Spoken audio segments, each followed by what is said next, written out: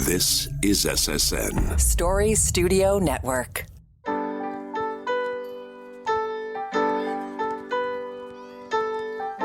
Hi, my name is Pamela Fuselli, and I'm the host of Popping the Bubble Wrap.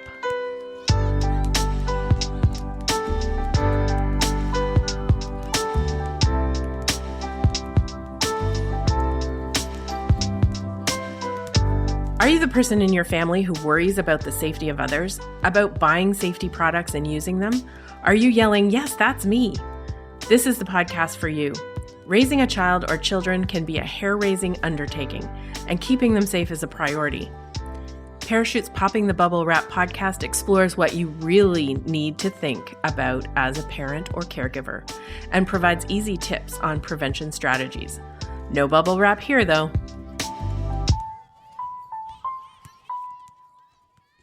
Whether you're a wine mom or a 420 mom, you can enjoy grown-up relaxation and keep your child safe by following a few simple routines.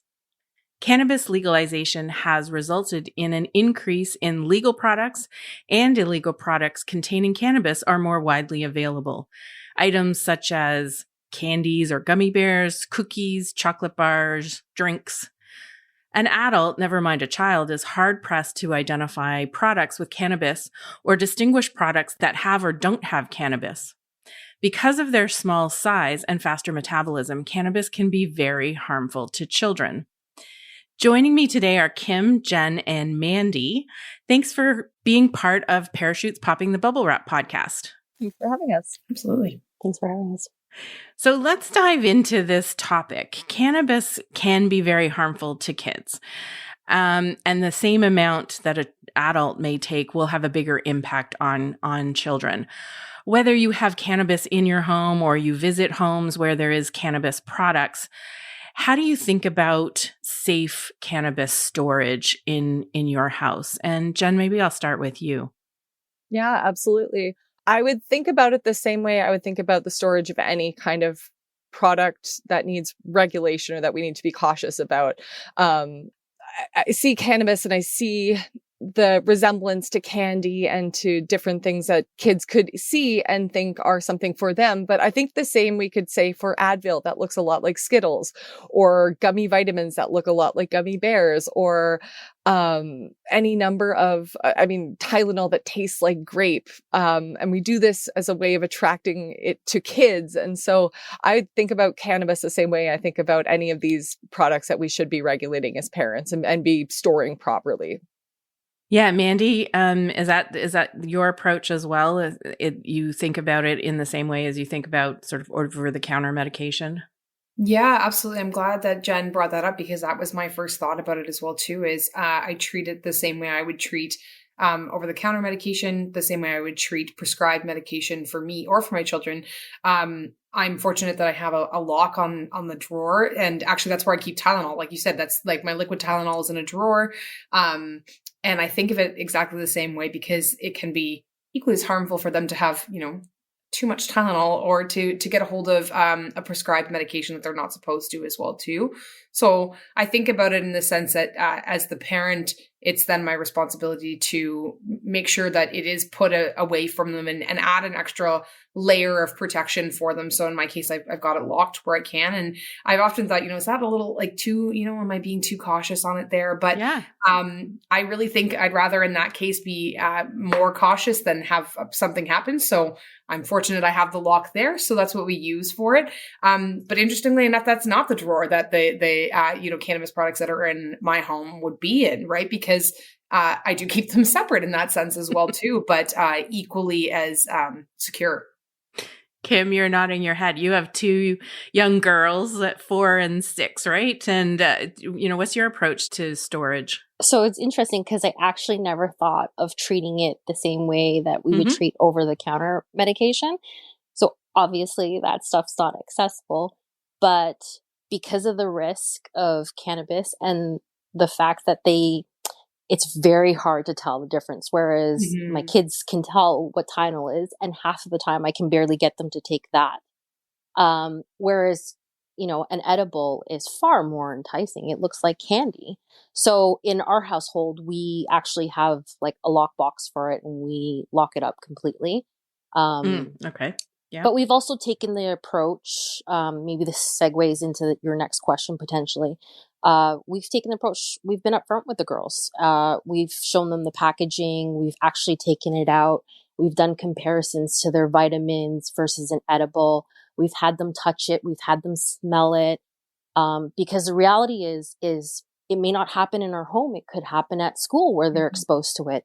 And what I want them to be able to have the tools and the skills to say, maybe I should question this. Maybe I shouldn't take this from my friend, or I see it on the ground and, oh, it's a candy. Like they put everything else in their mouth. You see a candy, like what if it's just a wrapped loose candy on the ground? And I want them to be able to ask themselves, is this something I should be eating? And ask themselves the question, does it smell funny? Does it look different? What's on the packaging? So our 6-year-old, thankfully, she can read. But our 4-year-old's not there yet. So I've shown her what the THC symbol looks like, the letters. We've had conversations about it. So that's kind of been our approach to mitigating their ability to access it. I love that. Yeah, you make a good point, because they could be at their friend's house and their parents have it, and their parents may not store it in the same way, and that they're questioning at least. And it will depend on the child whether you can take that approach or not. That's a really great, I think that's brilliant to talk to them about it. And I think the other point to that, Kim, is that they're growing up in a world where there is more accessibility to it as well, right? And I think that's relatively new depending on how old your children are. But my children are 5 and 3, and they're growing up in a world where it's readily available to them. Like you said, I think the idea that it looks so similar, you're right. There could be that opportunity where they may not know the difference, and educating them about it and talking to them about it and being open about it also destigmatizes that there's anything wrong as well. Right. I think that's such a great point. Thank you for sharing that. Yeah. Thank you. Yeah, and you guys have touched a little bit on this, but edibles, I mean, they've become quite popular, and forms like cookies and candies, and it's hard to tell that product. I mean, if a cookie is just sitting on a table that has cannabis on it, I mean, it's hard to tell just from looking at it whether it has cannabis in it or not. And then layer on the fact that there's illegal products. So even though cannabis is legal in Canada, there are illegal products being made. So those that don't follow the regulations of how they can be packaged or how much THC can be in a product, etc. So, they look exactly like candy products. I've seen a couple of products that have caused some issues. For the poison centers are getting calls on these, and they look just like the Sour Patch Kids or, some of those candies. So, how do you tell them apart? And have you experienced confusion with a product that you thought, was legal, or that it didn't contain cannabis, but it did? I have not experienced that since probably high school at a party. And that was well before legalization. Truthfully, I mean, my daughter is 2. We haven't been at that point yet because so much of what she ingests is so controlled by us. I love Kim's idea about just that communication with the kids and being open about it, because truthfully, I mean, we grew up in a world where cannabis was very stigmatized. We don't talk about pot, and we don't, you don't do it in my house kind of a thing. And now, I mean, literally every street corner has a cannabis store on it, and it's something you see out and about, and it's something you see at family members' homes or your own home. And so I think for us, it's going to be really emphasizing that open communication, like Kim was suggesting. And I think it's also about having open communication with the other people in your life that are using cannabis products or having cannabis products around their house, because I know we've got family members that don't have young children around all the time, but we're over there. And so making sure that we're transparent with them about our expectations for our child's safety, the same way I wouldn't expect them to leave a knife around on a counter when we're around or whatever. Yeah, Mandy, have you had any experience in products that you either weren't sure had or had cannabis in it, or have you seen any of those illegal products that maybe have that sign that Kim you were talking about, the symbol for THC? When you rip open the package, that symbol is gone. I mean, that's one Yeah. major red flag about that this product is not legal. Yeah, absolutely. I do think it's quite interesting. And admittedly, I have, I've used a product called Bedtime Bears, and they're literally like gummy bear shaped. And I remember feeling like this feels a little odd. Like it was kind of like why this shape? But interestingly enough, so, tucked away in closets and things like that for them as well. But I have actually had the experience a little bit where I was at a gathering with people, and my daughter was there. She was probably about 2 at the time. And it was a joke that was made about cookies and that they were, there was pot in the cookies. And I'm like, oh my God, like, okay, now I'm having a complete panic attack about it. And then running around being like, no, I really need someone to be honest with me about whether, like, do I need to panic or am I just overreacting here? Fortunately it was a joke, but it was again, kind of as Jenn mentioned, I was one of the first to have children at the time. So my daughter was young and nobody else there, had kids yet. And you're like, oh God. But, fortunately it wasn't the experience of it, but I can absolutely understand how easily that could be a mistake or, if you're not realizing that you need to be more cautious when there's children there, or you don't really realize that that's what's there, how that could become a real scare for a parent or, for, even for the people who are there as well too. Right. And the child, of course. I think I could foresee it moving a little bit. I hope. And I mean, we're all kind of new to this whole kind of social cannabis use. But I'm hoping to see it in the future, the way you go to kind of a gathering and you say, oh, is there alcohol in the punch? Right? It's just one of those questions that doesn't get judgment, but that is an important question to be asking for whether or not we're going to be giving it to our kids, right? And I don't think anybody hosting a party would be offended if you said, hey, is there alcohol in the punch? Oh no, it's just fruit juice. Perfect. I'm going to give some to my kid. And it should be, I'm hoping we move into the direction where now that cannabis is so social that we're able to say, hey, is there weed in the cookies? No? Okay, awesome. And just have that be the end of that conversation without there being that kind of, at the expense of the jokes, because for us as parents, I mean, I probably would have made jokes like that before I was a mom too. But not anymore. Kim, I'm interested in this whole that I hadn't thought about, but yeah, the whole idea that this is relatively new, and you three are representative of parents who are encountering this kind of thing for the first time, where there is so much availability of legal products that are now in your home, that where it probably was, sort of hidden before. And then, the whole dosage thing. What do you know is in terms of the dosage that are on those packages? And so how do you deal with all of that? But in and amongst your friends, Kim, is that sort of some of the conversation? Like, we're the first kind of group that's kind of finding our way through this. Yeah, you raise a very valid point. It's funny.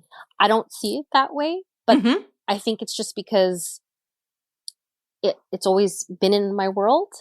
And I think the only thing that has really changed for me personally is kind of taking away the stigmatism of it. Cause, I have close family members who now use it, who, when we were growing up, were very adamant. I would never use that. Oh my goodness. Like, it was just total taboo. And it's funny now because these same people are the same people who are now using it.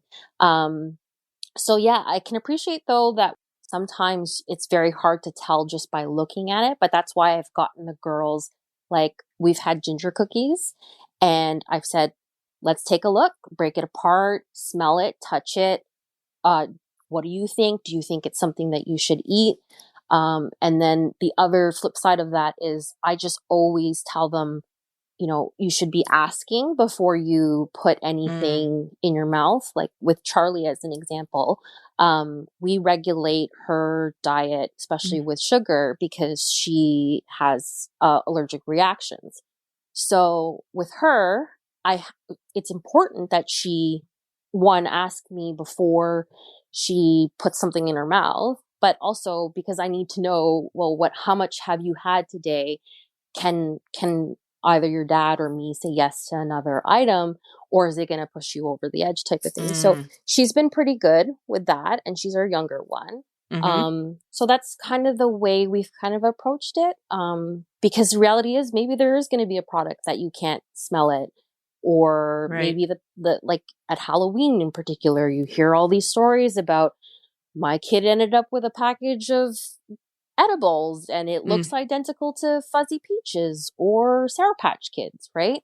So how else do you get in front of it? So I'd rather it be me teaching them about it and showing them versus them learning from their friends or being misinformed by looking things up on the internet. The reality is it's here, right? And it's so readily available, whether I want them to access it or not. So I'd rather be a part of that conversation versus like dealing with it after the fact. Yeah, I think that's a really good point. And we have to wrap up this session, but I think it's a really important conversation that we've had. And I thank the three of you for helping to remove that stigma and being open and sharing information either with your kids or having those conversations with your family and friends, as you said, Jen, to have the conversations and not have it sort of hidden behind closed doors, because as you just said, Kim, it is here, and it's around, it's going to be here. So how do we deal with it as parents? And then how do we teach our kids in ways that are appropriate for their ages, what the dangers are without sort of scaring them, but really just making them aware that some things are things that they need to check with parents before they eat. So thanks so much for sharing your perspectives, your ideas. I know you've put forward some really great ideas for each of us to think about. So thank you. Thanks for having us. Safe storage is your best strategy to keep cannabis out of your child's reach. Learn why it's important to keep your cannabis high and locked at parachute.ca/high and locked. That's parachute.ca/high and locked. It's time to open your parachute. Patti Stark is the Community Mobilization Coordinator at the Injury Prevention Centre in Alberta and works with individuals, groups, and communities to support building and strengthening capacity to develop, implement, evaluate, and sustain activities to address local injury issues. Welcome to the podcast, Patti. Thanks, Pam. It's great to be here. Patti, cannabis is a legal product in Canada, so the focus really is primarily on how to keep products with cannabis out of the hands of children. So what are some of the things that parents might not think about when having cannabis in the house? Well, I think one of the really important things about cannabis products is many of them are edibles that look exactly like the treats that kids would normally have: cookies, candies, brownies, cakes. And so once that's sitting there, you can't tell if it's a cookie with a cannabis in it or if it's a cookie that's safe to eat. So I think that's one of the things, is that they're really hard sometimes to identify as containing cannabis. And so it really becomes important for the adults and caregivers to make sure that those products are stored up out of reach. And even when they take them down to use them, that again, they go back up and they're stored locked up tight and out of sight. And then thinking too, if you're using a cannabis product and baking with it or creating your own yummy goodies, that again, you need to think about storing those goodies locked up and out of sight and out of reach. Yeah, I mean, you're right. Like visually, they look very similar to things that we might, eat on a regular basis. And I mean, even an adult, never mind a kid, looking at that product, they wouldn't necessarily know that it has cannabis in it. What have you seen in terms of the incidences of cannabis poisoning to children over the past number of years? I know edibles have definitely come onto the market, and the increase in numbers that there are available out there has increased. What has been the result of that? So what we're actually seeing since legalization of cannabis products is researchers are starting to identify now that we are seeing an increased number of children that are are needing to be treated at the hospital because they've been essentially poisoned by cannabis. And that is on the rise, particularly in children under 10. And certainly as well, when we talk to our poison centers across the country, they are also identifying that they have been receiving more calls from parents and caregivers concerned that their kids have eaten something that contained cannabis or been exposed. And it affects kids differently than adults, doesn't it? Yeah, it really, particularly because kids are small, so the dose and relative body size is higher than for them, and it can make them sleepy, uncoordinated, and really, in serious cases, it really requires medical intervention. They can't breathe, so it can be really serious and scary for kids. And then we have, cannabis is legal, but we have illegal products that I know we've heard from the poison centers that they've had calls about. Why is it so important that parents be aware and buy legal, if you will, to make sure that the products that they are buying, aren't illegal products and not made to be sold in Canada? While certainly those illegal products look really colorful and the packaging looks very similar to those candies and things, which is not allowed if you're actually selling legal cannabis. There are very strict regulations about how the packaging can look. But the other thing with the illegals is that in many cases, the doses are very, very high, even for adults. Mm-hmm. And they're not regulated. So even though it may say that it's this dose on the package, it may not necessarily contain that. It may contain more. It may contain less. The other thing is that because they're not regulated, there may be other things in those products that we don't really want to be consuming either, like molds and bacteria and other chemicals. So really sticking to the legal products that we know have an identified dosage and we can identify, which then makes it easier to treat in the event that somebody is accidentally consuming a cannabis product and needs medical help. Right, because when they call for help, to a poison center and they go into the emergency room, the first thing that the physician or the poison center specialist is going to ask is, what did they take and how much and what's in it? And those legal products will have that information on the packaging, whereas the illegal ones, may or may not, or they may not have all of the information that you need. They may not have that information about those other substances that aren't supposed to be in there, but are. They would unlikely to list it. What we heard from some of our parents, from the discussion was really interesting about them, talking to their kids about what they can and shouldn't eat, or what to ask whether they can eat. And it really reminded me of the approach around allergies to nuts and other foods, and teaching kids that, who have those allergies, or kids who are going to school with other children who have those allergies, how to approach food. That's one way to keep cannabis away from kids and high and locked, as we say. A little play on words there. But what are some key tips that you would want to share with parents about how to lock those products up and keep them away from their kids? We need to make sure that those products are stored in locked cabinets. So whether that's, above the fridge in a cabinet that children have difficulty reaching. Some people actually have a lockable drawer or a lockable closet or something where they would store their cannabis, along with things like medications and other products that we don't want our kids to get into.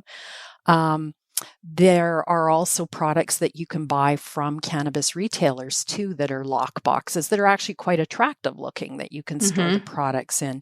And then I think the other thing to think about is when we have people visiting our homes, They may have cannabis in their jackets, in their bags. And so we need to have that conversation and make sure that if those products are coming in with our guests and our family, that they again are being stored in a way that our kids aren't going to get into them. And if grandma and grandpa are coming for an extended visit, what are they bringing in? Are there some cannabis products we may need to think about finding a place to store while they visit? I think that's a really good point.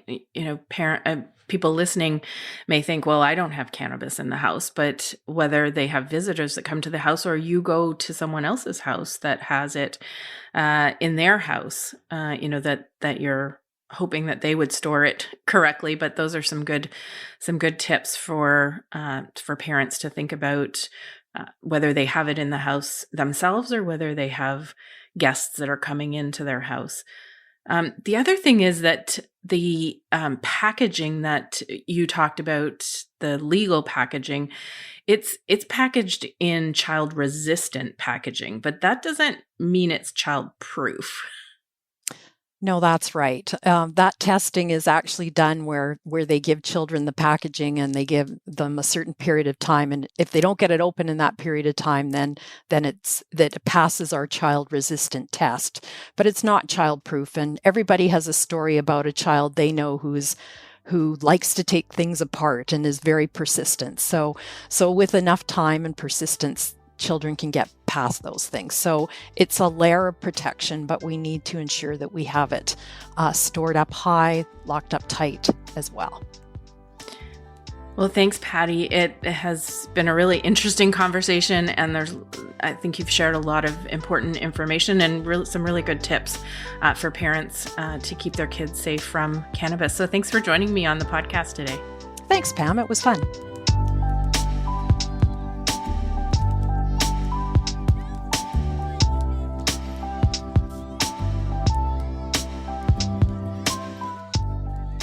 Thank you so much for listening to this episode. Popping the Bubble Wrap is a podcast of Parachute, Canada's national injury prevention charity, whose mission is for Canadians to live long lives to the fullest by preventing serious and fatal injuries. We release episodes every 2 weeks. Next episode, we'll be talking about concussion. Help us reach parents and caregivers by sharing this link with your friends and family and giving us a 5-star review wherever you listen to your podcasts.